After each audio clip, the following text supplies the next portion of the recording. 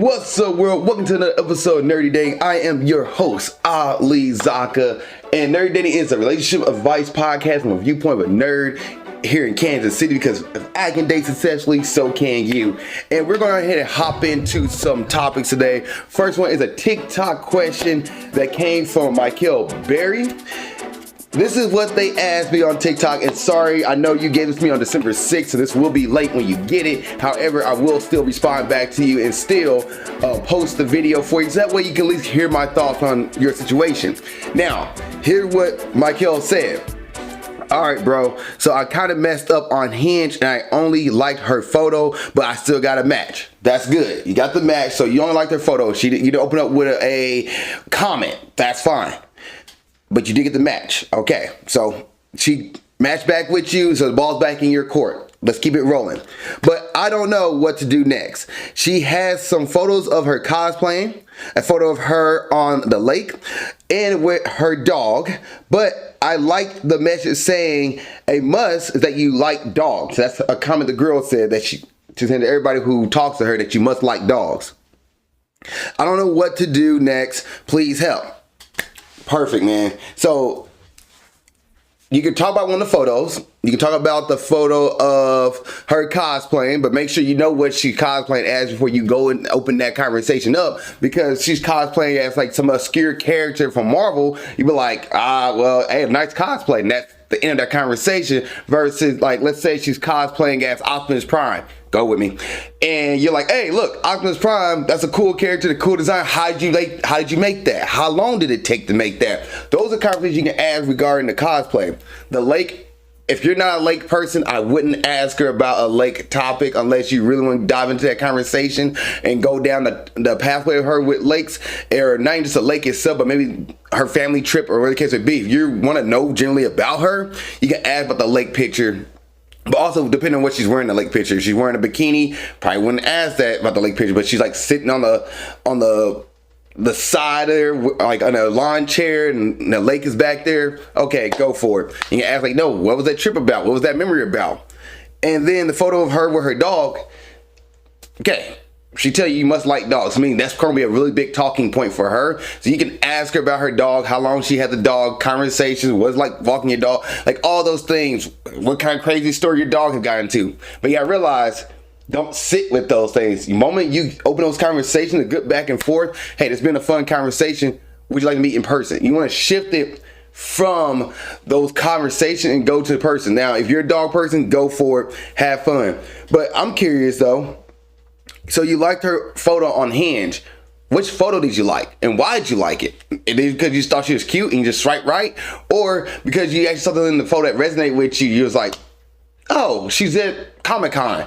I've been at Comic-Con before. Let me swipe right and let's open up a conversation with that. You can go back with the conversation, and since she has opened up with the match, that ball's back in your court.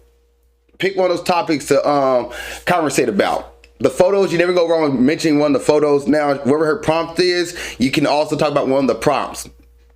I know this is a month late, so I apologize. However, I do want to say this to you. I do want to say this, is that you get another girl you might find have the same situation where you like the photo of hers and then she matched back with you, but you didn't go further. You can then start off with what her photos are and comment something on her photos and ask about the situation. Just don't do the basic nice photo, because that's not gonna get you anywhere. Go deeper than that. Go under the surface. What the photo's about, situation, what's going on in the area, why are you doing this? Like, not why like in a bad term, but why as in like, what's the story behind it? That kind of why. And open that conversation, spark that conversation with a good back and forth, then you guys can move on to meeting up in person and have a good day. All right, Reddit time. So this first one here is from OK_sprinkles5245. They say, am I the asshole for quitting a date on the spot? I'm 32 and it was my first date with a 27-year-old woman. It was dinner at a patio style restaurant and it was going well. I didn't like she was putting her phone on the table and as soon as I arrived, but she wasn't checking it, so whatever. So she had her phone on the table faced up or dining face up, just on the table, and she wasn't checking it. He said. Issue was drinks and appetizers arrived, and I moved her phone to give the waitress some space. The recording app was running, and I reacted in shock. Why the F are you recording this? Then stood up, paid, and went home. She's now called me an a-hole and abusive over social media. Her main points is that I left her there when she had previously talked about me giving her a ride back home after the date.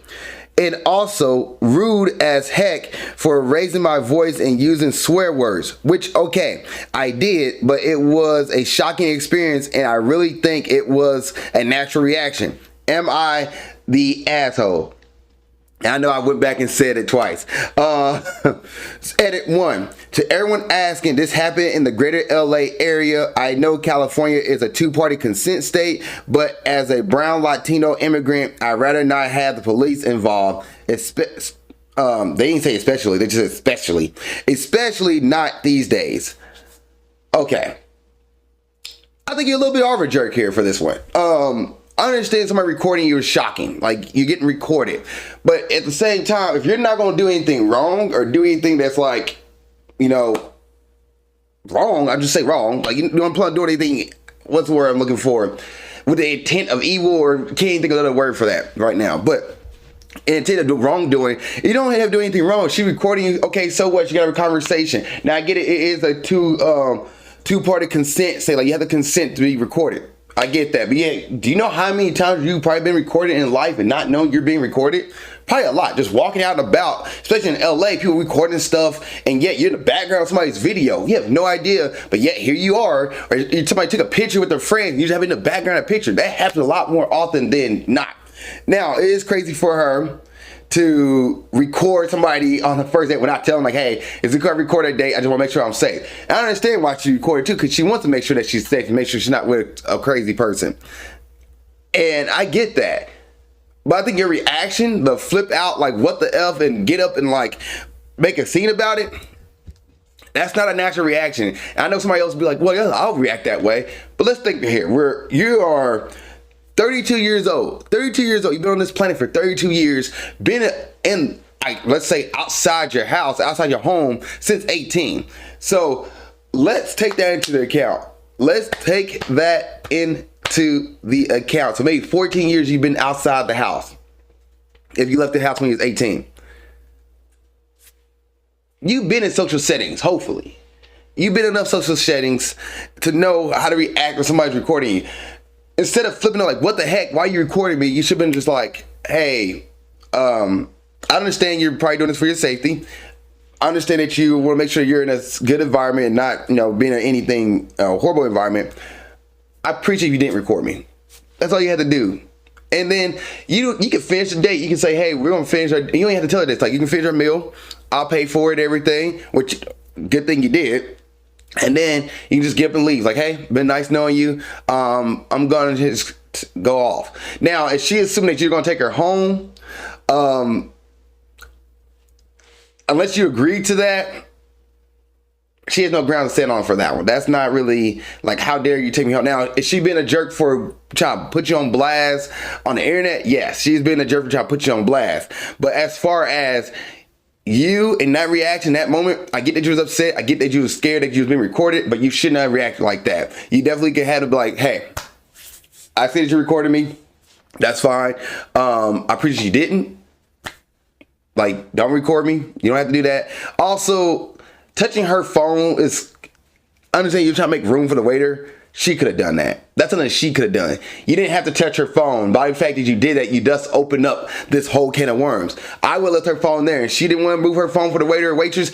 That's a sign of her that she's not really a considerate person. I would have looked at that and been like, flag, right there. That is my flag that you didn't want to move your phone to give space to the waiter, because the waiter's working their butts off, and you're not helping them out to make their job a little bit easier.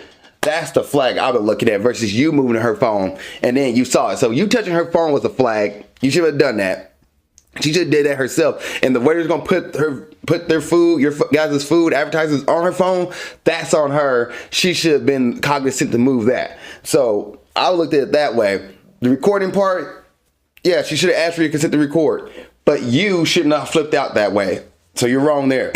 Her blasting on social media, hey man, social media, people are going to forget about it the next 2-3 months. They're not going to care.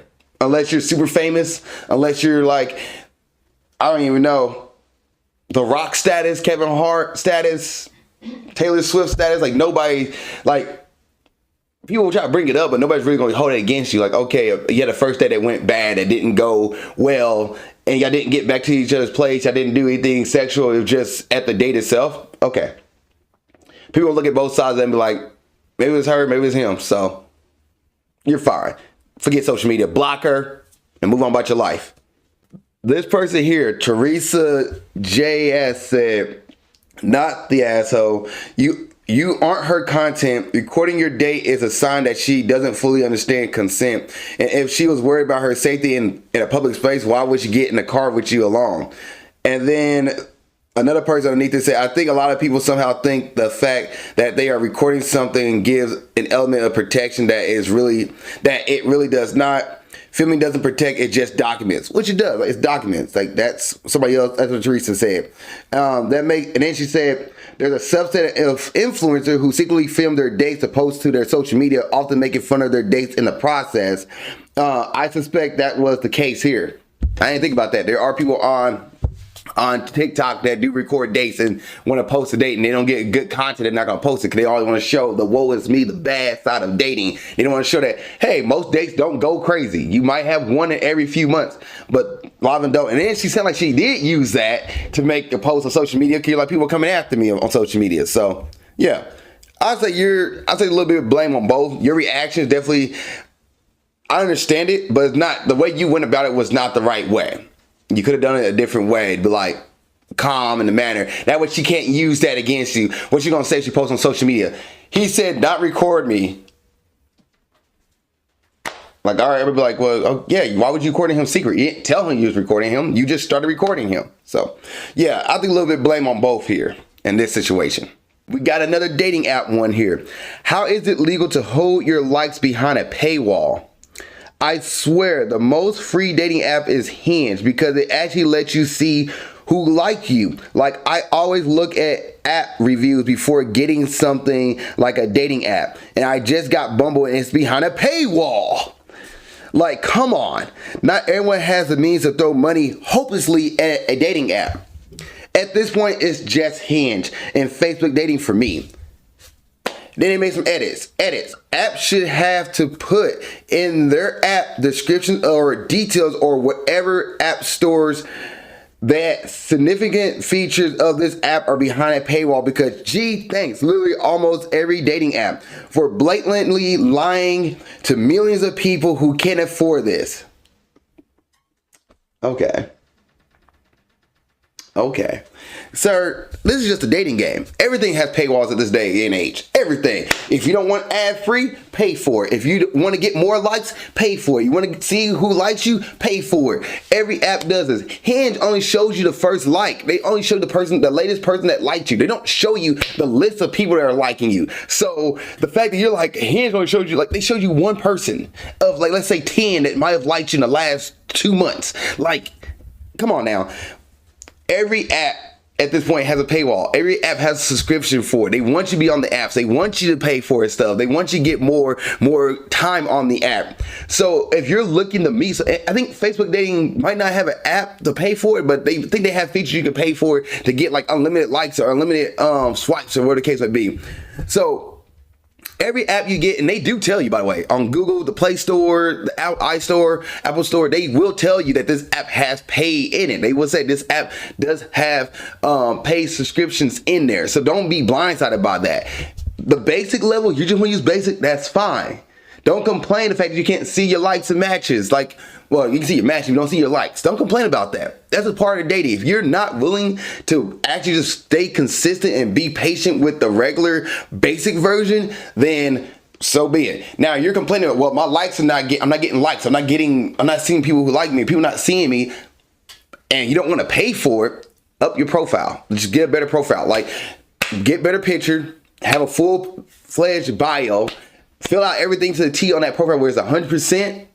and then put yourself out there on that dating app. But you just have 4 forehead pictures, like it's all your face. That's it. Maybe you wearing a hat. Maybe you sitting in a car, and then your bio says nothing.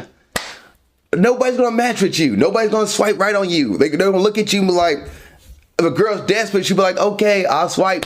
He looks cute enough. Like, so if you're gonna complain about the free service of the dating app, then you need to up your dating app profile. And then you want to boost your profile, because that's what paying does. It does boost your profile. If you want to boost your profile, you can pay for it. But like everything else, you don't have $19 aside, then don't do it. Just don't. Like, and it could have gone up since then. Like, it could have gone up since I've been on the dating app. I've not been on the dating apps in 2 years, which I'm very happy about. But like, I could have been before. I think at one point before I got off the dating apps, I think Bumble was doing, if not Tinder, it was Tinder. They were doing like $100 subscription to get like unlimited everything for like a whole year and get put into like an Access VIP club, which I'm like, that only works if you're in a really big city. If you're in a small town or mid city, you really shouldn't be paying for the dating apps, because you're gonna run through them so quick. Like, you'd be like, all right, well, I'm out of the people in my area 10 meters or 10 miles, so I guess I'm gonna just go ahead and make 10 kilometers, not 10 meters, but 10 kilometers. I guess I'm gonna go ahead and just make it bigger. And next you know, you find yourself in Japan or Australia or England, like trying to just see who's over there because you ran out of people in your area. I just went on a tangent there. I apologize. But yeah, it's like, it is legal, by the way. Back to your first question, because I just realized that you asked, how is it legal? It's a company. It's a business. It's legal. It's a bit. Like, they're not scamming you out of your money. If you're paying for it, you're willingly choosing to pay for it. All right, it sent me through a tailspin there. Okay, this is from Visible Factor 7355. Is it true men lose interest if you make it easy for them? I've been hearing women say that even if you like a man back, you need to play a little bit of a game and be decent enough to keep him chasing, because that's what gets a guy to continue to pursue you. Otherwise, if you show equal interest back, he will get bored because there's no longer a chase. He doesn't have to work for it. And they say, I guess it kind of makes sense.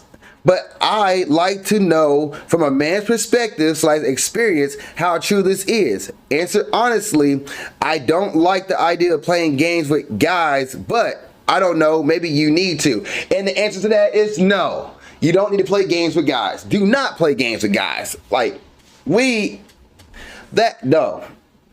We don't like games. And if you hear guys say, oh, I like a little bit of a chase. I like the chase. He's too young. He's immature. Do not date that man. Like, he's probably in high school. He's probably just got out, 18, 19. Like, he's not mature enough when it comes to dating. We don't have time for games. And in this comment section on this Reddit feed here, a Reddit thread, a lot of guys say, one dude says, I lose interest if it's not easy. So wait, I lose interest if it's not easy.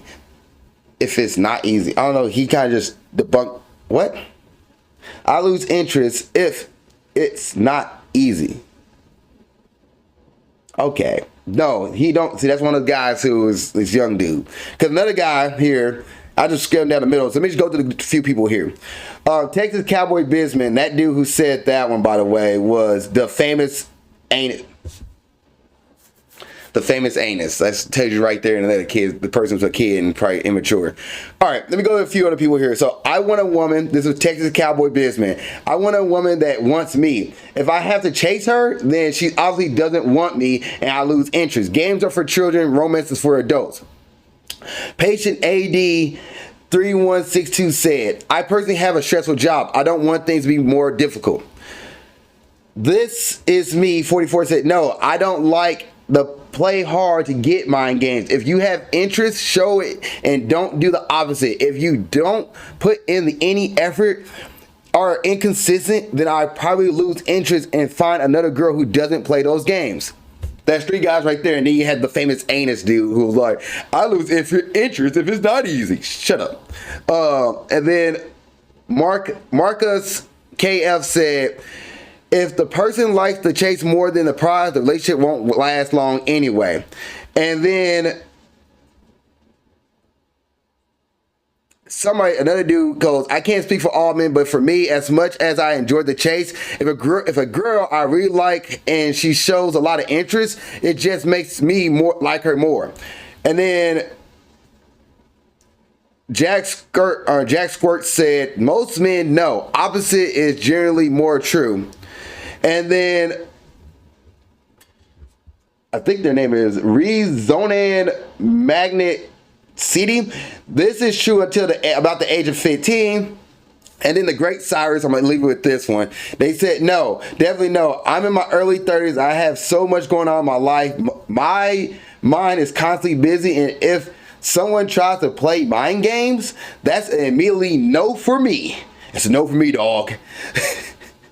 The last thing I want right now is someone to try to play push and pull on a relationship. So besides that one person who I just skimmed through me because it was a short one and I didn't realize the man would immediately try to sabotage my point of view. Yeah, we don't like the game. We don't like the game. So do not play games with guys. If you want to play games, go get an immature dude. But somebody who's mature, somebody who knows about themselves, they don't have time for games. We don't have time to wonder, play the 3 months, 4 months, the 2 months, the situationship of wondering, do she like me, do she not like me?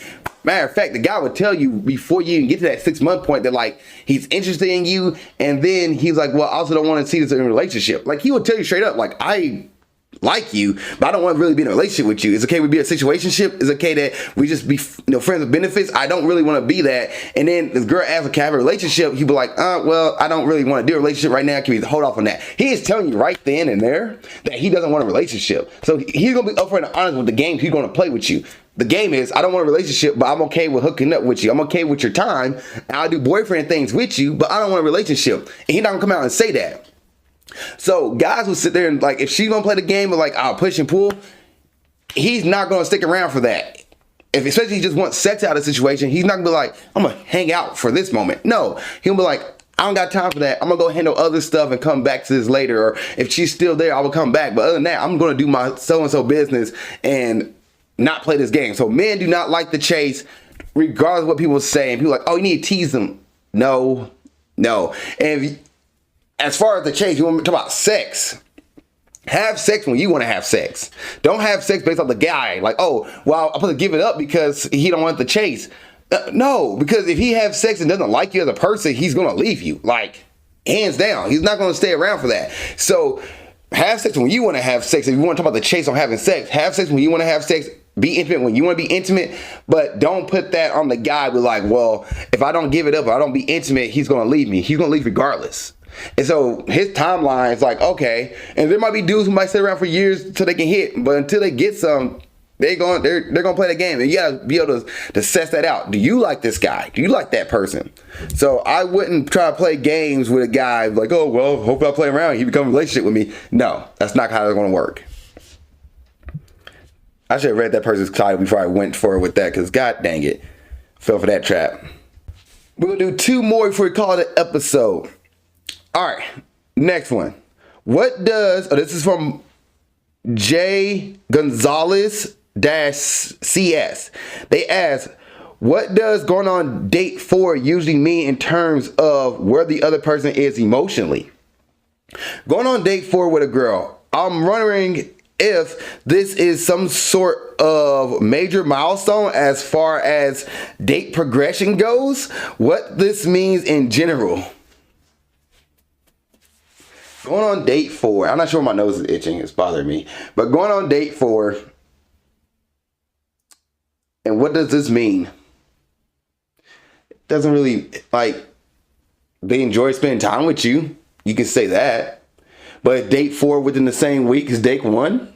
Is date 4 like a month later? Is date 4 like every week? Like, let's say you met at the beginning of the month, let's say it's like March 4th, and you met at the beginning of the month, and then March 27th rolls around, you're still going on a date with her. Like, you only seen each other 4 times. So you can at least say that she at least enjoys your company. I don't like, have you asked to kiss her? Have you asked to cuddle her? Like, hold hands. Have y'all spent time at each other's places? Have you guys just only met like in public? Like, you have to ask her what you can ask her on this date. Hey, what are you thinking about this? This is where I'm sitting at. I really like you. I enjoy your time. Do you want to be my girlfriend? Or you like, I really like you. I enjoy your time. I think that we are a good match. I think we're vibing really well. I have to use the word vibing, but go with me now. And she could look at him and say, I enjoy your time as a friend. I don't really see you as a relationship. Like, you can ask her what she thinks. You can it's okay. It's date 4. You can say, this is where I'm at. I want to see us progress further. Do you want to join me there? And she can easily say, I like you as a person. I like spending time with you, but I don't see you as a partner. And there it is. There's your answer. So date 4 doesn't really, like, the number of the date is what you're putting on it. It doesn't really have a meaning to it, because one person's date 4 could be like another person's like, oh, no, we're just hanging out. Like, and while your date 4 might be like, oh, this is the moment you pop the question, we're not even be in a relationship. But other person's date 4 is different. So it doesn't really mean, it kind of say it doesn't really mean anything in general. Like, it means what you want it to mean. And for you, your standard on date 4 is that it's the moment you figure out whether or not you guys want to seriously date each other or not just talk, then go for it. Make that your standard with that date. Make that your thing, and then ask that question. But don't get butthurt or upset when they might tell you a different answer that you don't want to hear. Don't be afraid to ask questions. Don't be afraid to move the conversation forward. Like, for example, I just read the other day that John Cena met his current wife at a restaurant. He got her number after her friend asked to take a picture of them. He saw her and he thought she was cute. He got her number, and instead of just waiting the 2-day rule, what they call the 2-day rule, you get the number text in 2 days to set up a date. He just said after he left the restaurant that night, he was like, hey, I really enjoyed talking to you. I like you. Keep it going on a date. He just straight asked her that. He wasn't afraid. Don't be afraid to get hurt, because she either said, thanks, John, you're a good person to meet. I don't really want to date you. And he could have been like, okay, well, fine. Thank you. Like, play the sad music. He got rejected, but turn from sad to power, like pop-up music, Imagine Dragons, because, and I'm not sure why I went with Imagine Dragons, but you hear, say with me, because he have another girl he could meet and potentially become his wife. But luckily in that situation, that girl became his wife. So don't be afraid to ask the question. All right, last one, we'll call it a day. This is from OK Somewhere 1865. Our sex life has shifted a lot in the last few months. Is this normal? My boyfriend, male 25, and I'm 22 female, have been together for about 10 months, and we have started having sex around 7 months ago. In the beginning, our sex life was extremely passionate. Our sessions would last 45 minutes or more. Sometimes he had trouble finishing, which made me a little insecure, but he always reassured me and usually initiated things. Overall, it was really intense and satisfying. Over the past few months, though, I noticed a big shift. He finishes much faster now, and our sessions have dropped from 45 plus minutes to around 15 to 20 minutes. Another change is that we don't incorporate oral anymore. He doesn't go down on me, and he never asks for oral either. As soon as we finish making out, he immediately reaches for a condom before I even have the chance to initiate anything else. The sex is good, and he does make sure I finish, but I miss the longer, more passionate, more varied sessions we used to have. Since this is my first real relationship, I'm not sure what the change means or whether it's normal. Is there anything else I can do to bring back the initial spark or intensity? Y'all only been together for 10 months. Let's start right there. 10 months. You guys only been together. 3 months into it, you guys start hooking up. It's going to, at first we started first hooking up, it's going to be more intense. It's going to be more passion, like not passion, but more intense, more like just consistent and more on, like, cause you're probably seeing each other maybe once a few days. You're not hanging out with each other every single day. So therefore, like, when you guys see each other and y'all got a little bit of time with each other, you guys are, hooking up left and right. 45-minute sessions is a long time. That's an hour almost of sex. Like, that's a long time.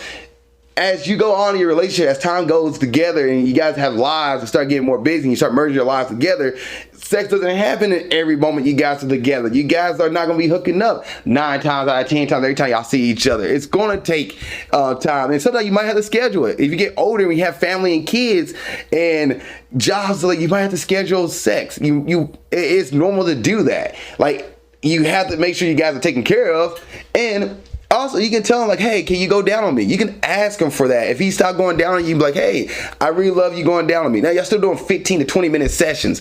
That's still a long time. Like, that's not, and I guess 15 to 20 minutes, unless you consider 45 minutes including oral and everything, is 45 minutes, like from top to bottom. But 15 minutes, if it's just like you guys having intercourse and it's 15 minutes, that is a long time. Like, that's a lot. Most people don't last. I think most persons last like 7 minutes, 6 to 7 or 8 minutes, something like that. So the fact you're going more than the average person, kudos to you guys. But yes, over time, sex does go down. The time for sex go down. The consistency of sex goes down. As long as you guys have a standard, like my rule for sex is once a week, twice a week, or once every 2 weeks. As long as you guys have that conversation and know what you guys require when it comes to sex and your sexual not satisfaction is the word, not level. What's the word I'm looking for? Sexual bubble, the word, I can't think of it right now, but like, make sure your stuff is taken care of. If you're like, communicate with that partner and your partner's like, awesome, I got you. You're like, I like being going down on. Can you go down on me more? And your partner like, okay, cool. And your partner doesn't like it, but you might have to ask for it. And it's like, hey, can this session, can you go down on me? And make sure that he makes sure you come. That's good. So just make sure you finish. So that's good. But make sure you have that conversation with him. That's a conversation you guys need to have. Like, hey, I missed 45-minute sessions. Can we at least schedule that? Or can we at least try to have 45-minute session? Now, you be like, I don't want to schedule. I feel like I should have to ask for sex. Yes, you do. You do have to ask for sex. If you don't, your partner doesn't think it. Sometimes might not even think anything's wrong. They might not think like, oh, we're doing good, we're fine. They're thinking in la la land over there. In reality, you're like fiending for sex. So like, have that conversation with your partner. Sit and talk to them.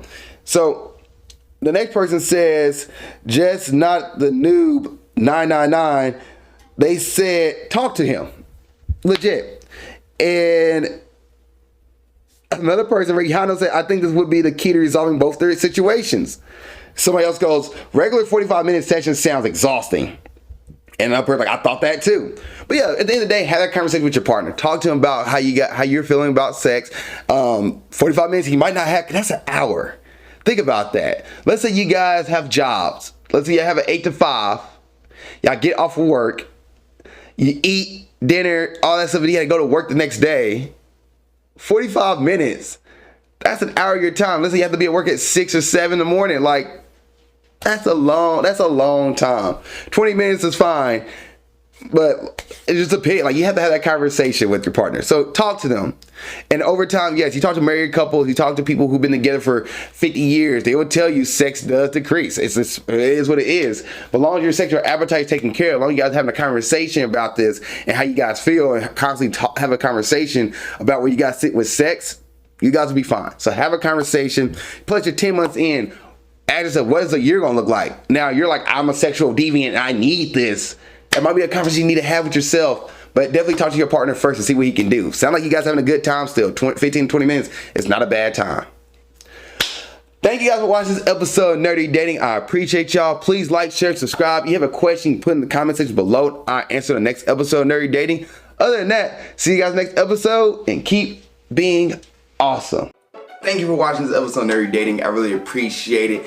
If there's another episode you want to watch, you can look at it right there. If you want to subscribe to the page and watch more content, it's down here.